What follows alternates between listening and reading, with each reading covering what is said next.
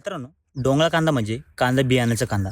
जर मित्रांनो तुम्ही जर याची लागवड जर करेल असेल, तर सुरुवातीच्या अवस्थेमध्ये तुम्हाला पहिली फवारणी करणं अतिशय गरजेचं आहे मित्रांनो. मित्रांनो, ढगाळ वातावरण असल्यामुळं आपल्या काही कांदा पिकामध्ये जे काही करपा, त्याचबरोबर थ्रिप्सचा जो काही अटॅक आहे, हा खूप जास्त प्रमाणात आपल्याला पाहायला भेटलेला आहे मित्रांनो. मग अशा अवस्थेमध्ये आपण जी फवारणी नेमकं कधी केली पाहिजे? मित्रांनो, कांदा लागवड होऊन जवळ तुमची जे काही 25 ते 30 दिवस पूर्ण होईल असेल, तर तुम्हाला ही पहिली फवारणी करणं अतिशय गरजेचं आहे मित्रांनो.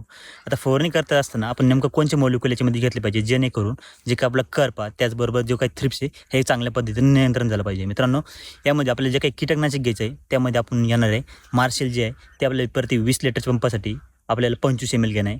त्याचबरोबर जे काही दुसरं बुरशीनाशक आहे, बुरशीनाशकमध्ये आपल्याला सिंजेंटा कंपनीचं जे काही आपलं ॲमिस्टर टॉप येतं, ते घेणं आपल्याला प्रति 20 लिटरच्या पंपासाठी 25 ml. त्याचबरोबर जे काही तिसरं टॉनिक आहे आपल्याला, त्याच्यामध्ये आपल्याला बायोव्हिटा एक्स घ्यायचं आहे. त्यामध्ये आपण प्रति 20 लिटरच्या पंपासाठी 50 ml घेणं आहे.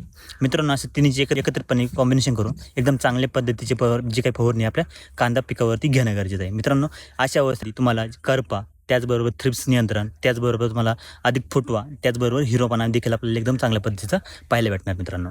धन्यवाद.